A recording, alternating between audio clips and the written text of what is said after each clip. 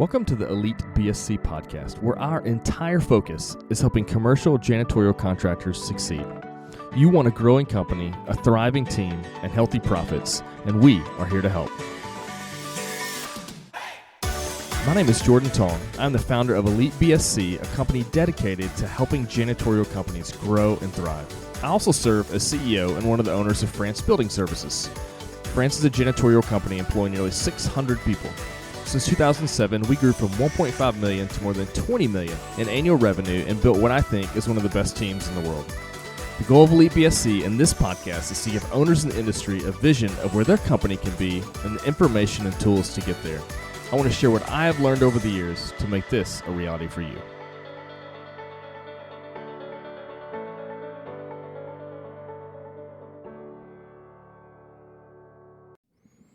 All right, hey, it's Jordan here. So this is the second part in a little two-part interview series that I did with Gerald Fong, who's one of the founders of BrightGo, which is a web-based application or program designed for janitorial businesses to run their operation off of, from soup to nuts, the whole thing. And in the last episode, we learned a little bit about Gerald, one of the founders. We learned about BrightGo and what it is that they do, maybe some of the challenges in the industry. And in this episode, it's the second part of this interview I did with Gerald, is we're going to talk about a white paper that BrightGo has just released, and BrightGo asked Elite BSC to also help in reviewing that, maybe adding some data to it and giving feedback and that sort of thing. So we're happy to be a part of that white paper project with BrightGo. And so that particular white paper is dropping today on the same day this episode is airing, and you can go to BrightGo's website to get access to that white paper. And I think if you're a leader or an owner in the janitorial industry, I think you're going to find it very helpful and insightful, and maybe give you some new or fresh data to begin thinking about how it might apply to your company, and maybe to even measure yourself against. So this interview I think is helpful, and I would encourage you to check out this white paper. I think this is the kind of thing that we can keep expecting from BrightGo. I think they're going to continue to be leaders in the industry, sort of pushing us forward to be better in everything that we're doing. And I think this white paper and the platform that they're building is a testament to that fact. So here is the second part of the interview where Gerald and I go over the white paper and the results and how you can access it. All right, Gerald. Hey, we're back again talking about, in our last episode, we talked about kind of a high-level overview of BrightGo and what you guys are doing and how you're serving the janitorial industry. So I want to move on to something now, talk about a white paper that you guys have, probably by the time this episode airs, this white paper will already be released. Where we're just looking at the numbers in the industry. You know, you'd asked Jeff and I here at Elite BSC to maybe help look at and review some of the things that you guys are doing. So maybe give us a little overview about what this white paper is. Like what is it that we're talking about here? What's the data that you're looking at, and then we'll go from there. Yeah. So I think one thing we've noticed in this industry is it's really numbers driven, and there's numbers that people really care about, and probably one of the biggest numbers people care about, especially as they're starting to scale more and more, is their margin. And so this is an industry known for its low margin, and everybody's trying to understand how to achieve higher margin. And so we wanted to create a playbook for understanding, how should I feel about my margin? Is this higher or lower than what's out there and what my peers are doing? And what can I do to move that up? And there's a lot of different kind of levers. And so our white people cover these different levers. We won't be overly prescriptive on how to actually do the thing, because there's a lot of different service providers and ways to actually do it, processes, etc. But we actually want to flag, these are the levers, and this is then how to think about what to do from there. Yeah, no, that's great. So let's maybe dive in a little bit. What we talked about in the last episode, if data is what we're looking for. And so I think historically, there's not been a lot of data in our industry where you can compare yourself to how other people are doing.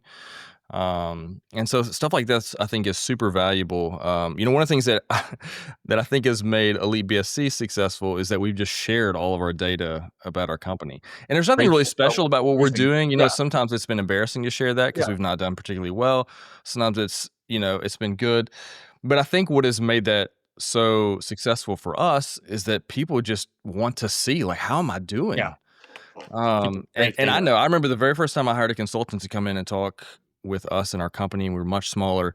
And I remember he shared a P&L with us, and I was just like, my mind about exploded, like thinking about, okay, now I need to rework my P&L. It needs to look like this, and oh, he's doing this. It just opened up a whole world for me when I was able to compare myself, because I just didn't know what I didn't know at the time. So I think this is really helpful. So let's maybe talk about some of the data that you guys are looking at in the white paper. What are some of the levers, or the data we're looking at, and maybe some of the levers associated?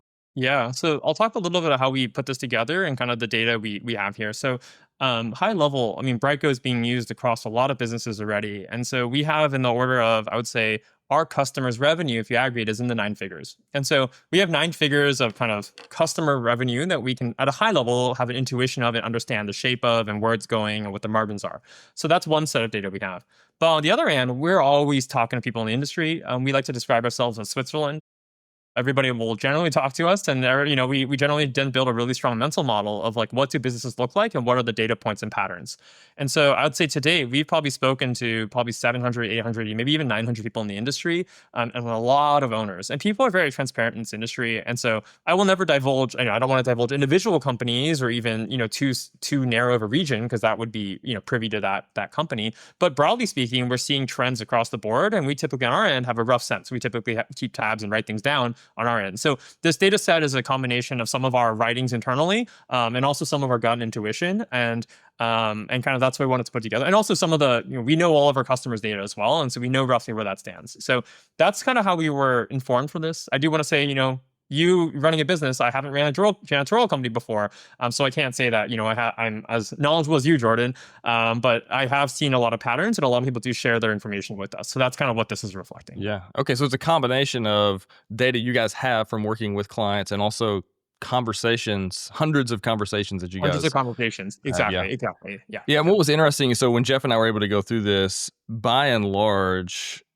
I think our history with work, because we do a lot of consulting with other companies, and that allows us to look at their P&Ls and see how people are doing. It just really matched up with what we see as well. I think there was a lot of overlap. It sort of confirmed for me that what we're seeing is right, and what you guys are documenting as well is sort of in line with what it is. Yeah. So maybe what are some of the things that we're looking at in this white paper? What are some of the numbers that you dive into, and sort of expound upon, and maybe offer some advice as well? Yeah, I think the highest level, the starting question is, where should my margin be? As in, what are my comparables? I was having dinner with one of our customers the other day, and it's a thing that we typically do. He would just go line by line and share kind of where his numbers are, and we would then enter a conversation where then he would, an owner would then say to us, like, should I be looking to take on more contracts that would bring my margin down, or should I try to hold my margin? And so the question there is, what should my strategy be? So before you can answer that, you should then answer, well, what is the norm? What is everybody else doing? And that can then inform the strategy, right? So at a high level, right, the general laws of gravity we see in this industry is that margins go down as your company gets larger. This is just what we see, right? And so does that mean that you want your margin, there's a lot of questions behind this. Do you even want to be a larger company then? Do you want more top line revenue if it means you then have to work more for less, right? And so there's this interesting strategic question, right? We see a different strategy where instead of a company trying to keep increasing their top line, they actually look at it more as like, hey, I don't want to take anything unless it's more than a certain amount of margin. And they're trying to overperform on margin while staying smaller and leaner. And that means turning down a lot of business and not trying to show up to sell and put a proposal out for certain things. So I think it's just understanding the benchmarks, understanding where that's at, and then letting you start to decide on your strategy is really important. But of course, the other question then is, well, why is my margin what it is, right? If it's really high, that's both a good but potentially a concerning thing. When somebody says they have really high margin, I will then want to ask them, are you losing contracts, and are people outbidding you, right? Because if you're too fat on your contracts, right, you're likely going to lose some of it. And so that's one issue. Yeah, unless you're in a niche, like you're in a blue ocean niche, that is like all to itself that we don't know about. Exactly. And we see businesses like that. Yeah, that's the sort of thing where it's like, but that also usually means that niche is usually smaller, so you can't sustain that when you want to grow. Yes. And so Right. this entire thing, which is like, okay, do you now want to go for that airport, which will then drag your margins down, or go for that Class A building, which will drag your margins down, or do you want to then find your next niche? And so that's sort of the game that I think the janitor, it's not just cleaning, any building, any office. You're really picking a lane and then deciding what business model you want. And people typically don't like to do both. They don't like to do airports and get 3% margin and also do their, small set that does 10 or 15% margin. They usually tend to focus. So there's some like strategic question that this can then inform of what type of business do you want to be? 10 years from now, do you want to be 30 million in revenue, or would you rather be 15 million in revenue, but with much higher margin than the average $15 million business is? Because both could have the same, net income at the end of the day. But one requires a lot more work, but you also have to be able to defend yourself, because with higher margin comes more competition. Well, not more competition, but there's more, in theory, if a competitor comes in, your revenue might be less defensible in theory. And so that's sort of the huge balance. Yeah, no, for sure. And I remember early on when I was started doing consulting work, and our company was probably 10 million in revenue. I remember talking to someone who was at like 2, and we were looking at financials, and he was wanting to grow and scale his business, and he had some reasons for that. But he was making more money himself than I was making with my company at the time. And I remember, and it sort of went back to the question of what are you trying to do? Like, because there are like he's tied to the business, can't leave. Yeah. I had more freedom, Exactly. and we went through a cycle where our margins were down, but then they started to dip back up, and so it's paid off. But it raised those questions that you're talking about. Is where are you trying to get to? Are you trying to sell? Are you trying to develop more freedom? Are you just wanting a cash machine? Like, what is it you're looking for? And I think the question that it begs there is like, I always think of a few things, right? When a company is small, what's also happening is that the owner is not paying them self-market, right? In theory, in order to step away from the business and for business to still run, they'd have to hire somebody and pay them a good amount of money, because they'd have to hire somebody who's a jack of all trades, can be client facing, but can also show up to a job and do all this sort of stuff. You're not putting that in the P&L. And so your earnings are really just paying for yourself. So you're actually, your earnings might look high, but if you had to actually hire yourself out so you could then step aside, that earnings might not look as good now. So that's the other issue with kind of earnings, I put in air quotes, for a smaller business, is that like, if somebody, is saying, hey, I'm considering buying this business, I would say, well, how much is the owner really doing? They usually say, oh, the owner's only working 1 to 2 days a week, but usually they're working more than that. And in that case, then it's like, okay, well, if you got to hire 2 more people or 3 more headcount, how does the margin look after that? And then it flips from a 15% margin business to an 8% margin business. The law of gravity kicks back in. And so this is sort of just a thing for people to always consider. In general, that's also why bigger businesses have higher multipliers when they sell relative to their margin and revenue. It's because it's known to be more resilient because the owner is not holding up as many roles at a given time. Yeah, no, for sure. Yeah, the risk factor, because the multiplier, the EBITDA multiplier that usually determines the price of a company, that multiplier is based on perceived risk. And so the more involved the owner is, the perceived risk is higher, which means the multiplier is going to be lower. The smaller business, the fewer the accounts, then there's always viewed as more risky. But go ahead. Yeah. So, and one of the things that you guys have done well in this white paper that I think is helpful is that you've broken out small companies, mid-sized companies, larger companies as you're exploring the data. Because I know one of the frustrations of some previous data that had been put out by industry associations is you sort of lumped everything together. And so I remember being a $2 million company thinking, how in the world is this data relevant to me? It's a $50 million companies that they're looking at, it's like, and so this is helpful. And you've broken this down, like even in margin, you've broken down to small, medium, large, very large companies. And then go into some why these numbers are the way they are, and then some possible strategies for improving those or pulling on those levers, as you will. And I think that's really helpful. I think that's one of the strengths of this white paper, and I think it's going to be valuable. So let me ask this: if people want to access this white paper, where can they go to get this? Do they go to your website? Yeah, we'll have to. I think we'll be putting out multiple places to get it. I think hopefully we'll put it in the description of the podcast. I think we'll try to set that up, and also on our website. And I think if you're an Elite BSC member, you'll find it there. So various channels that you can find it.